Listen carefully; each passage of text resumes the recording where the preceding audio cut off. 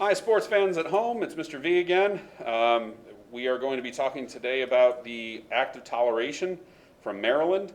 It will not be me, however. This is Mr. Ryan. Mr. Ryan is from Mount St. Joe, and he is going to be doing his first lesson here on the Maryland Act of Toleration, as well as religious freedom within the colonies. So please pay attention to the video. Email any questions to me, and either I or Mr. Ryan will get back to you on any of the assignment that is to follow or the content that he presents here to answer any questions that you may have. So, Mr. Ryan, the floor is yours. Thank you. And thank you all for letting me come and practice to be a social studies teacher. So, one of the things that as a practicum student I need to do is demonstrate certain skills that teachers have, and not all of those are straight lecture, right? So today we're going to do some things that are not straight lecture, and so there's going to be some interaction between me and you all, and you folks at home obviously can't interact with the class, but I will repeat what they have to say before, just to make sure that you all can hear what they said. All right, so why do we care about the Maryland Toleration Act? And it's a precursor to the First Amendment. Otherwise, it would probably be forgotten in history. And you already studied the First Amendment as part of one of the founding documents, right? Unit 1, you guys covered the Bill of Rights. So, the Toleration Act of 1649 was limited to Trinitarian Christians. We'll get into what that is in just a minute. But it was the first time that a colonial legislature passed any form of legislation guaranteeing the right of conscience and religious belief, and therefore it's a forerunner to our Constitution. Okay? So what's a Trinitarian Christian? Anybody familiar with that term? Wants to throw something out there? Okay. So a Trinitarian Christian is a Christian who holds the view that God has three parts, the Father, Son, and Holy Spirit, or Holy Ghost. Right? Unitarians, on the other hand, uni meaning one, don't hold that view. They understand that there is God, there is a Holy Spirit, and there is Jesus, the Son of God, but for them, Jesus is not God, just like God is God. All right? So you had to be a Trinitarian Christian in order to be tolerated in Maryland, but as long as you were a Trinitarian Christian, things were good. All right? So because it's a precursor to that First Amendment, and you have studied the First Amendment, I want you to take a minute and type or write, what does the First Amendment say about religion? So what did you learn in Unit 1? Or what have you learned in your time period up to this point? So we're going to give you a minute to do that, and then we're going to discuss it.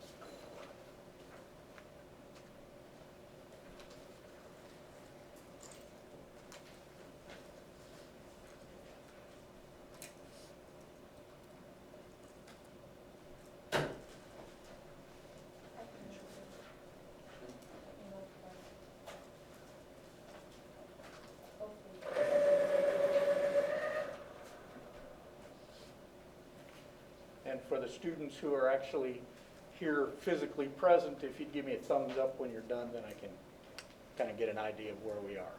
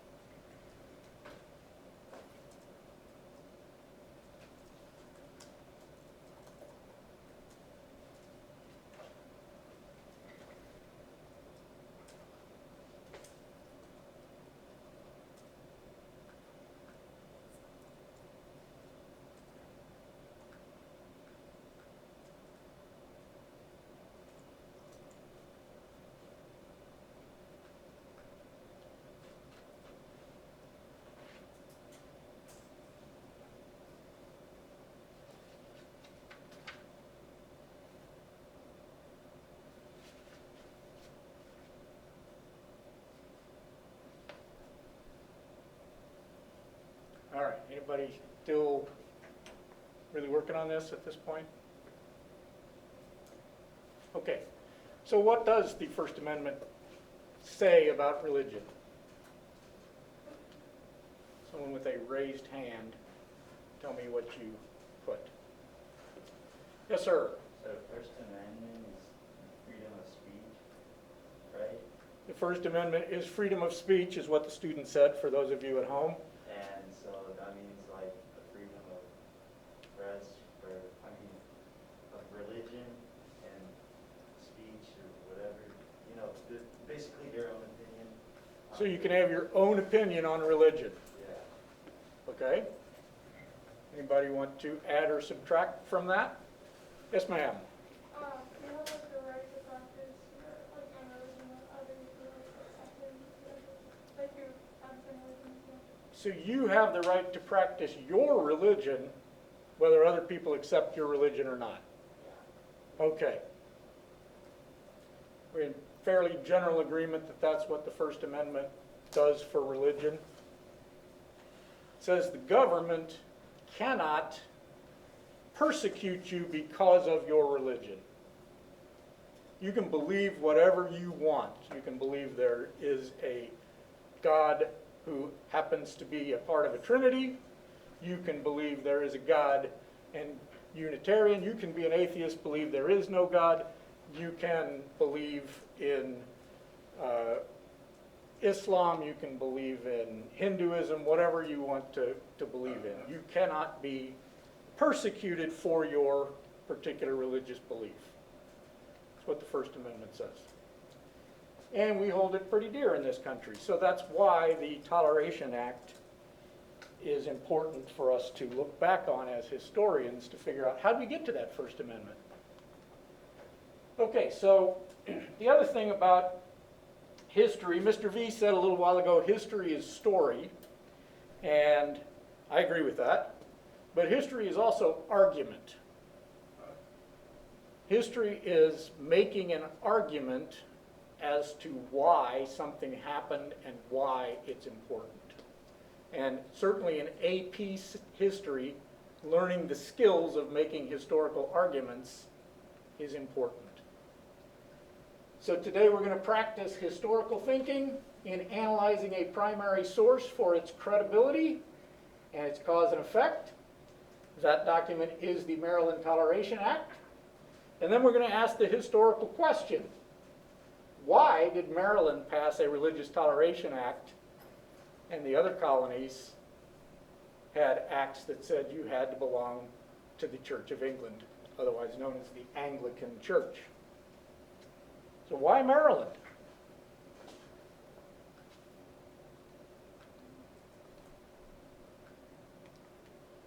All right, I swiped this off the AP US History page. If you ever want to know what you're going to cover in this class, you can go to the internet and find the College Board's AP US History materials. And the historical thinking skills that you're supposed to develop over the course of this year include identifying and explaining historical developments and processes, analyzing sourcing and situations of primary, secondary sources. We're going to do a little bit of that today. Analyzing arguments in those primary sources. We're going to do a little bit of that today. Contextualizing, figuring out what was going on when that primary source was involved, making connections, and finally developing an argument. So, skill number 2, analyzing, sourcing, and situations of primary and secondary sources. Identify a source's point of view, purpose, historical situation, and/or audience. So that's what we're going to try to do with this primary document today. And the primary document is the Maryland Toleration Act. Okay, and then we're going to try to identify and describe a claim or an argument in the text. We don't have a non-text-based source, so we're going to use the text. Okay? Any questions from the physical audience about what we're about today? Excellent. Okay, so what is the source of this particular act? who wrote this thing?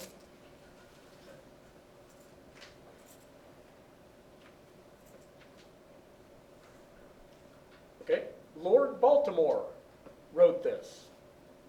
He is the source. And what is his point of view?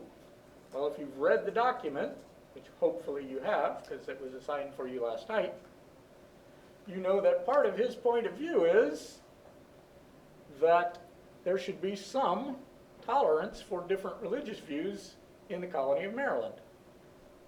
Right? That's his point of view. There are other people in the colony who think, no, that's not a good idea. We ought to be all this, and if you're not that, then you're a bad person and should be expelled from the colony. Okay? Historical situation. What's going on in the world at this time? Mr. V talked to you guys about that a little bit. Yes, ma'am. No religious freedom, so like everybody was being split between like Protestants and Catholics. There was no there's one or the other. Right. There is very little religious freedom, and there is a big struggle between Catholicism and Protestantism. And there's lots of different versions of Protestantism, and they're fighting with each other as well. Okay? So the historical context is that the Reformation has started. Martin Luther, who was a Catholic, has said, you know what, there's some things that we're doing as Catholics that we really shouldn't be doing. Let's change that. He's in Germany. At the same time, well, not at the same time, but in a very close period of time, King Henry of England says, I'd really like to divorce my wife because I'd really like to try again with a different woman, see if I can produce an heir. And he asks the Pope, can I get a divorce? And the Pope says no. And Henry says, okay, fine. You know what? There's these people that are challenging the Pope in other countries. I'm going to do it too. I'm taking over, and I am the head of the Church of England. Now, the Church of England's beliefs were basically exactly the same as the Catholic Church's beliefs, with the exception of the king can get a divorce if he wants to. So now it becomes a political division as well as a religious division, right? And then King Henry dies, and his daughter, Elizabeth, comes to the throne. There's a short monarchy in between with his other daughter Mary, but Elizabeth comes to the throne, and she's a savvy politician, and she says to herself, if I get married, my husband is going to rule my country. I'm not doing that. So she never marries, and she rules the country for a long period of time. And during her long period of time, she solidifies Protestantism, the Church of England, as the church in England. Okay? And therefore, in the colonies that England is beginning to set up. But one of the problems with choosing not to get married and have your husband rule the country for you is that you can't have any legitimate children if you don't get married. And so when Elizabeth dies, she has no children, which means that we now have to find somebody else. And the person that they settled on was King James VI of Scotland, who then becomes James I of England. So the guy who wrote well, he didn't write it, the guy who supervised the translation of the Bible into English, called the King James Bible, is the guy who takes over from Elizabeth. And that is what is commonly known as the Union of Crowns, because this is when Great Britain actually becomes Great Britain. We now have the same guy who is the King of England, the King of Scotland, and the King of Ireland. And so from now on, those three countries are going to be ruled by the same monarch. And at the time, England is a much more prosperous and powerful place than Scotland. And so James says, I'm not going to rule from Scotland. I'm going down and live in England and run the place. All right? And during his time, he further solidifies the power of the Anglican Church in Britain. And then he passes away, and Charles comes along, Charles I. And Charles I is the king who is about to die when this act is passed. And he is, again, a Protestant, although he kind of tolerates the Catholics, but he doesn't want them to make a big show of things. And so that's the historical situation. Who's the audience? Who is this written for? The people of Maryland. Excellent. So the audience is the people of Maryland. All right, so now another thing that we want to be able to do as history students is to make a historically defensible claim by supporting an argument with specific and relevant evidence. I remember early on when I was observing this class, Mr. V said, history is not right or wrong, your view of history is not right or wrong, as long as you can make a decent argument for it, right? So the historical question that we're about to ask, why Maryland and not the other colonies, you can make the historical argument that it's because Martians came down to Maryland and said this is the way you ought to do it, and the people of Maryland thought that was a good idea. You can make that argument if and only if you can find some historical data to support that. So, good luck with that. I wouldn't go that way, but you can.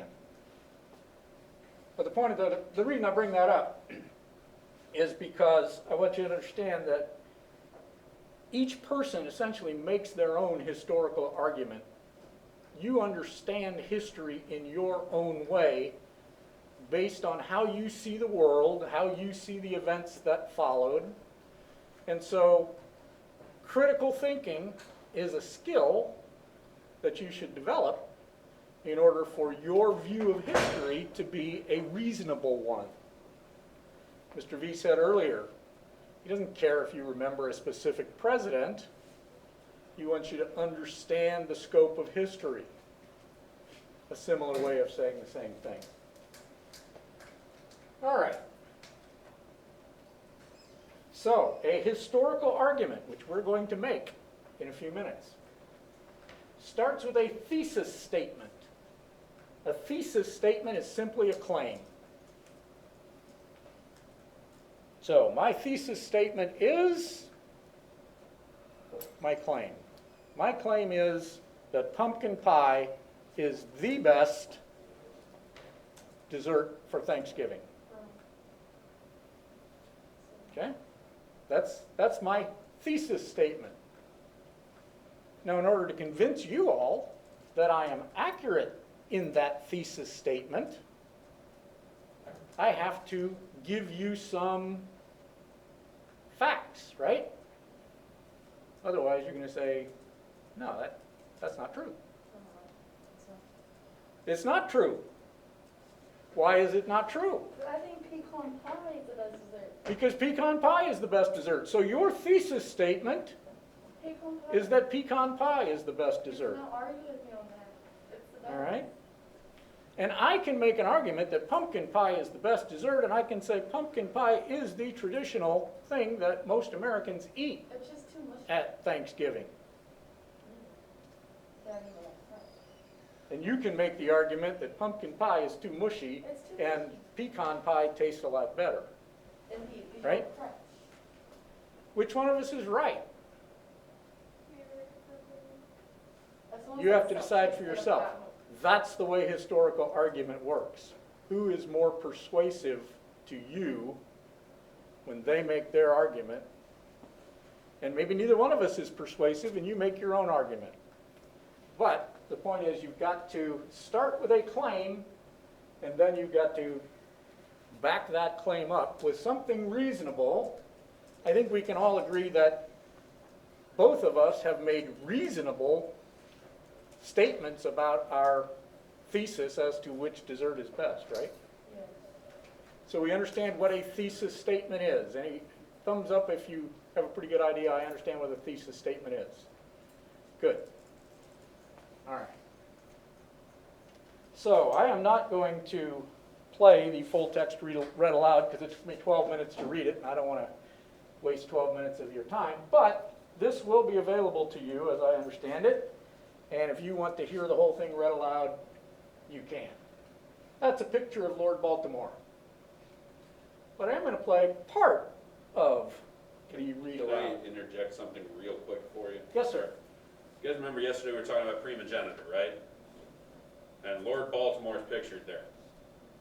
Lord Baltimore, can you go back just real quick? What do we notice about good old Lord Baltimore here in the picture of, there we go. What do we notice about good old Lord Baltimore here? What was that? How's he dressed? Ugly. No sense style whatsoever. The question for the folks at home, in case you didn't hear it, is how is Lord Baltimore dressed? And it's related to the concept of primogeniture that we talked about yesterday.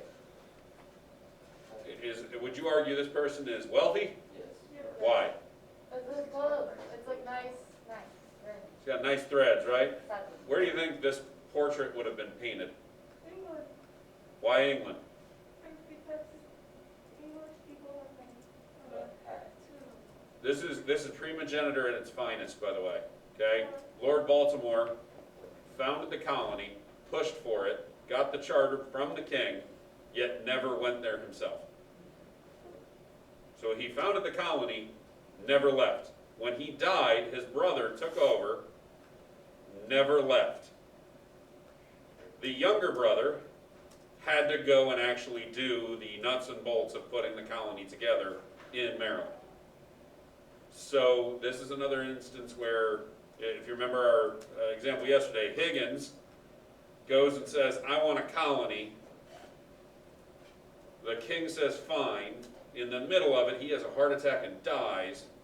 So Floyd takes over. He decides, okay, I'm going to have this colony. I'm going to finish what my brother started. Chucky, you go over and fix it. And let me tell you how you're going to do it. Okay. So there were literally three brothers, just like our example yesterday, where the first Lord Baltimore dies, then Leonard Calvert, the name was Calvert, okay? Leonard takes over, puts in the work of trying to get the framework together. He helps out, finishes the Act of Toleration and everything. And then I think it was Celius is the youngest brother's name, and or Cecil was I can never. Celius, he goes by Cecil. There you go. The youngest brother actually has to go and do all the nitty-gritty, dirty details of putting the colony together. Okay, but again, that's primogeniture at its finest, right there. I digress. I'm sorry. No problem. I'm just hoping that the folks at home were able to hear. I have a booming voice. I'm guessing they were, yes.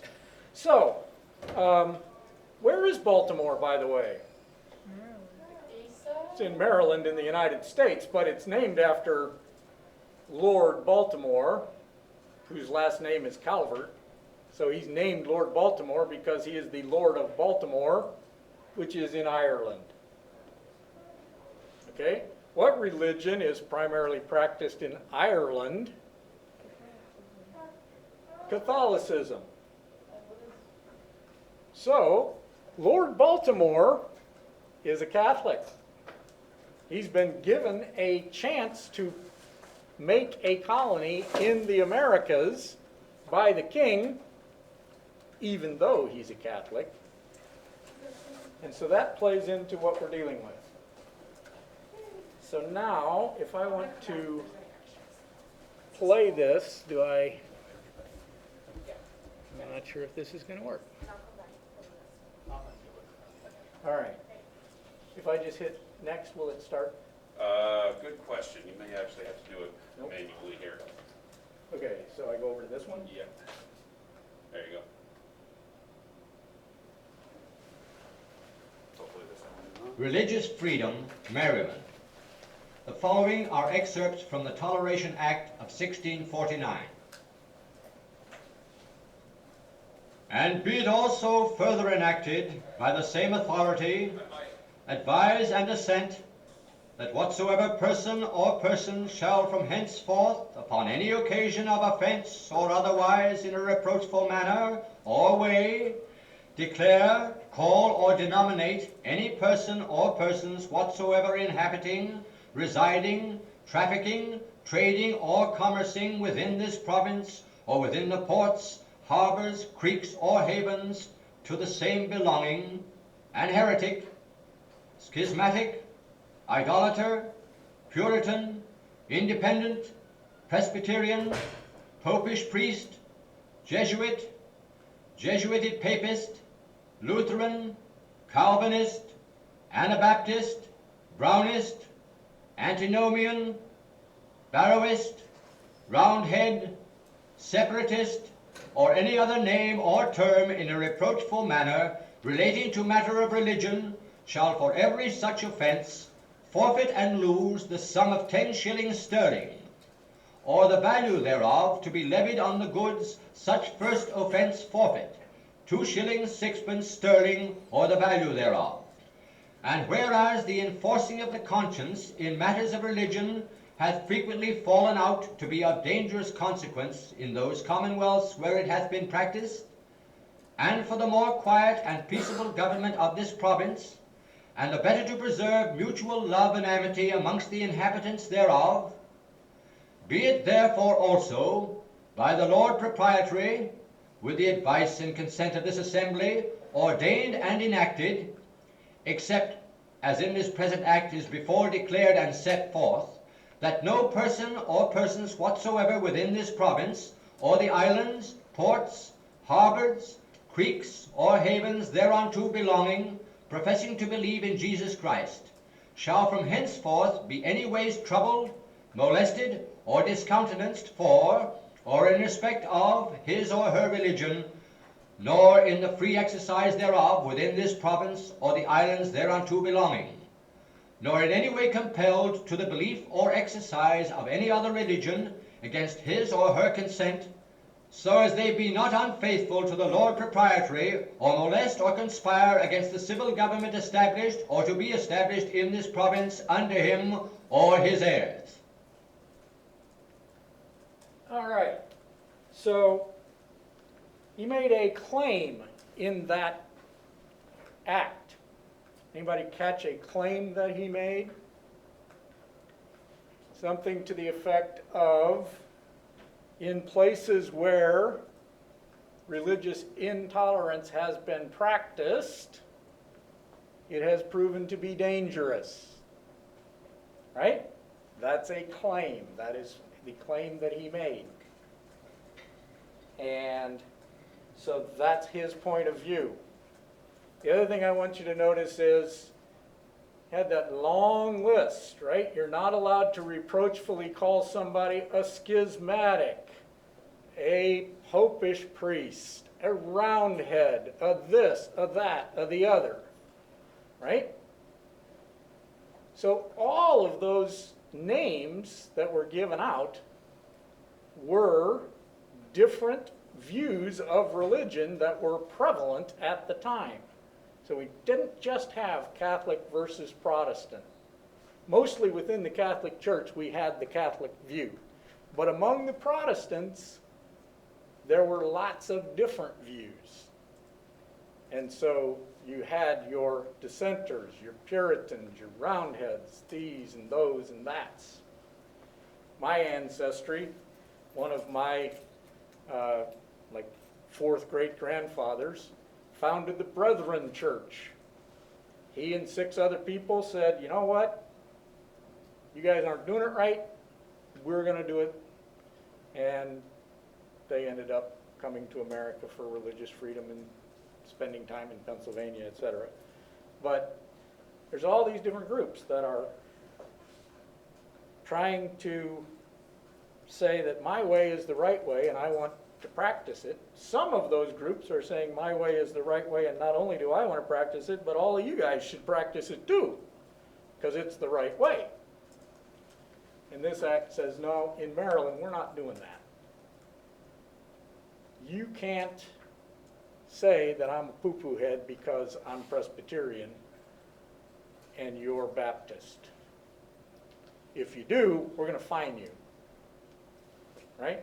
And the government is not going to harass you because you're a Baptist, and is not going to harass me because I'm a Presbyterian or whatever situation.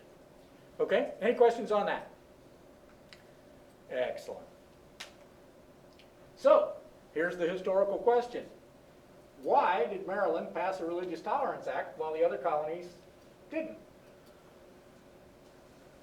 Why did the idea of religious tolerance come up in Maryland and not in the other 13, well, I shouldn't say in the other 13 colonies, because it also came up in Rhode Island, but not passed by a legislature. But in 11 of the other 12 colonies, it didn't come up. Because they were smart. Because they were smart, okay.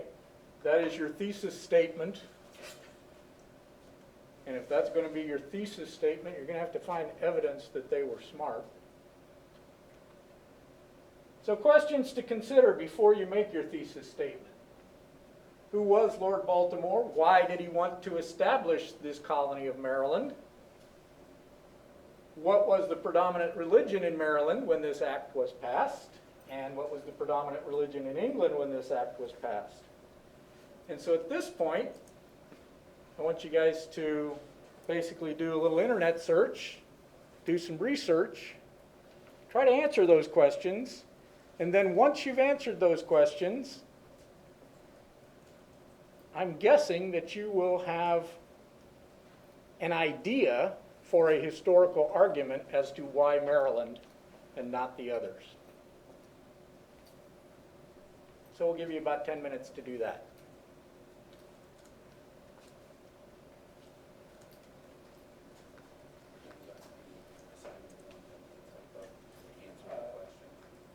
Yes, ultimately, I'm going to give you 10 minutes to do this. We're going to talk about it, and then you're going to spend the rest of our 50-minute class period. You're going to actually make your historical argument with at least 2 facts to support it. Okay, so let's go ahead and pause the video. So that Okay. we don't just have 10 minutes of lag time. So we're going to pause the video here. Okay, so at this point, we're going to discuss these things in case those of you learning at home did not find the answers that the people here physically found. Let me say that what was found here in this room was that the primary motivation for founding the colony was to make some money and to provide a safe haven for Catholics. And who was Lord Baltimore? He was a Catholic lord. And the predominant religion in Maryland by 1649, which is after this colony's been founded for a while, is Protestant, mostly Methodists and Baptists, but also some Puritans. And clearly in England, the predominant is Catholic.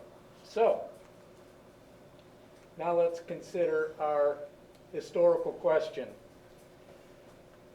A thesis statement. Why did Maryland pass an act and the other colonies didn't?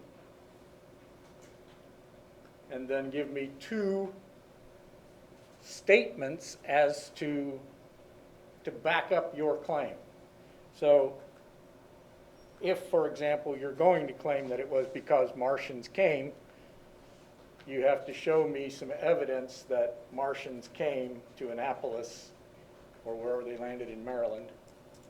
If you're going to make a different claim, and I'm not going to say a different claim because I want you to come up with your own claims, but I want you to come up with a claim.